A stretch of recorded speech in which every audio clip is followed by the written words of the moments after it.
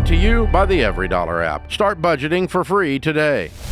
All right, Jade, it's worth unpacking a little bit, this idea of dealing with collectors, okay? Number one, if you have the money laying around to pay a bill, you owe the bill legitimately, pretty simple. Pay the bill. Pay what you owe.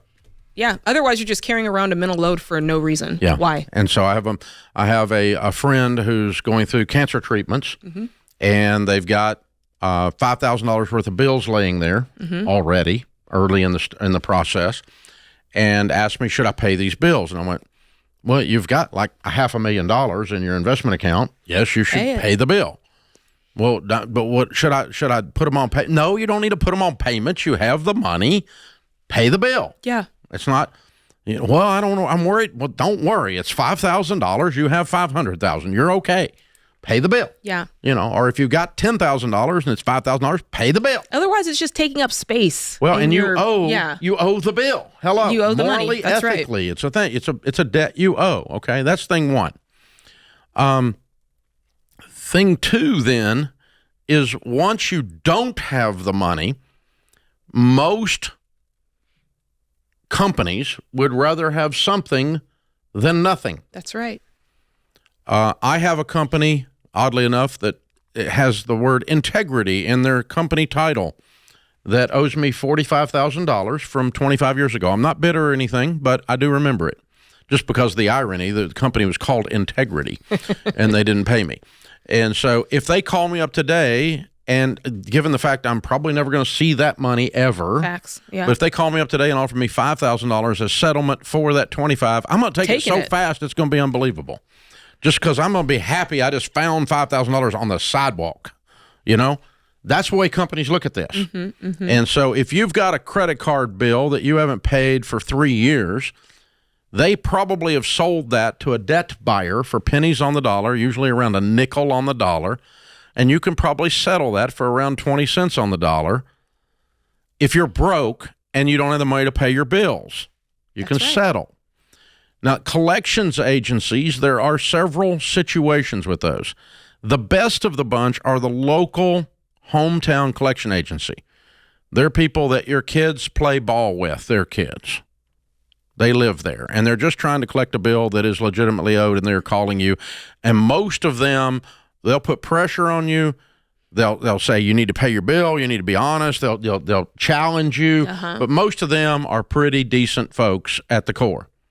Okay, all the way on the other end of the spectrum, and it goes downhill from there, is a credit card collector. Credit card collectors 100% are scum. If your child is a credit card collector, you should call them and tell them to stop and get a different job. Cleaning out septic tanks is noble. Credit card collectors, there's nothing. They lie, they cheat, they steal, they break federal law every single day. They're the worst of the worst. And their job, or a repo guy like this other guy calling this other guy, their job is to get the person on the phone. And if you are owed money, most people have some sense of honor, some sense of integrity that if I owe this money, I feel bad because I've not paid it. 99% of the people walking around that aren't psychopaths have a sense of I owe this money and a little bit of shame that I haven't paid it. And their job is to use that and get you emotional. Now, they have two possible emotions they can evoke from you, fear or anger. If they can get you doing either one, your brain, your critical thinking skills in your brain quit working because you're pissed off or you're afraid. You're in fight or flight. And your brain coats and you go into lizard brain mode, and then you will move them from their correct position of priority in your budget, and you'll move them ahead of your children's food. A logical person with good critical thinking skills would never deny their family food or lights or water while paying the repo man. It's not logical. The only way you get there is if you become afraid because they're going to sue me. Oh, no. No, they're not. They're lying. You can tell they're lying if their mouth is moving. They're lying. they're lying. They make up stuff. They can sue you, but they never do. Because if they sue you, they have a 98% probability you're going to file Chapter 7, they're going to get 0. No, what they're going to do is harass you to God's green earth, to the end of it. They're going to harass you to make you angry or afraid so that they can reprioritize your budget and put you at the front. It's so absurd that they even use bizarre names. I had a lady call me. Her name was Mrs. Savage. Mm-hmm. Wow. That was not her name. That's not real. That's not her name. Another one called me. Her name was Mrs. Baskerville, as in the Hounds of Baskerville.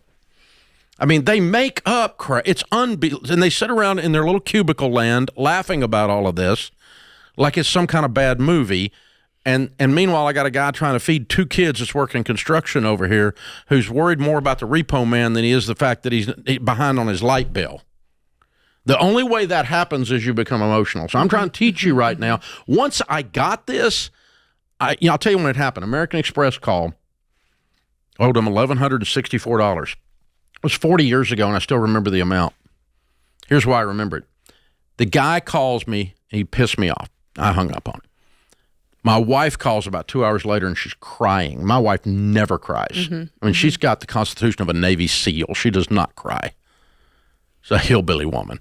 If she cries, somebody died. Mm-hmm. I mean, it doesn't. She's not a crier. She's crying. And she goes, he said, why would I stay with a man that wouldn't pay his bills? And I was kind of thinking the same thing. Well, you weren't laughing then. Oh, I got so pissed. You weren't laughing then, The guy Dave. was in Jacksonville, Florida. I called him. I threatened to drive down there and whip his butt. And I got so mad I couldn't breathe, and I paid him. Who won? He did. Except the fact that now, 40 years later, I have trashed American Express regularly on the air for 40 years. So maybe he didn't win after all. Or at least that company didn't win for having people like that working there, because they have one of the worst, most egregious collections departments of anybody. If you do business with American Express, God help you, that's awful. Mm-hmm, mm-hmm. You're asking for it. They're a pitiful company. I still believe that, not just because of that one event, but I've dealt with them so many times over the years since then on behalf of clients, and they're horrible. But that's just one example. There's many, many examples. But I figured it out then, and then I went, oh, wait, this is a game, and I'm losing the game.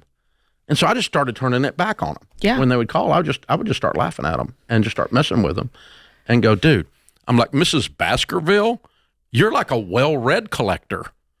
Who knew that? I mean, you read books and stuff. You can do sentences that string together. That's pretty amazing. I'm so proud of you.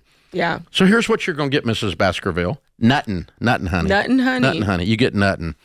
Good try, though. Call back someday. Hang up. Yeah. And you just start having fun with it, because you realize it's a game for them. And for you, it's life or death, and you can't let them make it life or death, or you're going to lose the game. Listen, I've had some choice words for 1-800-PAY-ME. I'm not proud of it, but I've had them. Yeah. Well, they got you mad. Yeah. They did. They get you mad. They get you upset. They get you, because you're trying to be honorable. You're trying to have integrity. You're trying to do the right thing. You got no money. The guy has no money, okay? He's broke. His car got repoed. Your car does not get repoed if you're rich, okay? Right. It's a pretty simple formula here. And they will settle car repo deficits for somewhere around $0.25 on a dollar all day long, every day, lump sum, no payments. Never pay a collector payments, ever. That's how they get the most out of you. Pay them a lump sum, settle it for a dime, $0.25 on the dollar, and get it in writing that that's a settlement in full, or don't give them any money. And do not, for God's sakes, give them electronic access to your checking account, because, again, they lie. They will clean you out. So there's your credit sharks in suits. We used to have a lesson in Financial Peace University 1,000 years ago. I remember that. Credit sharks in suits. That was the lesson. And there was a lot of stuff in that little rant there that was in that lesson.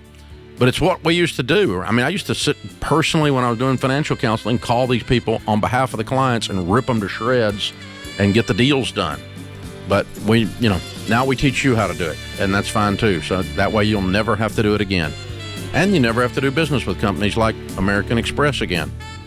I've never even accidentally done business with American Express. Ever. Again. Ever again. Create your free every dollar budget today, the simplest way to budget for your life.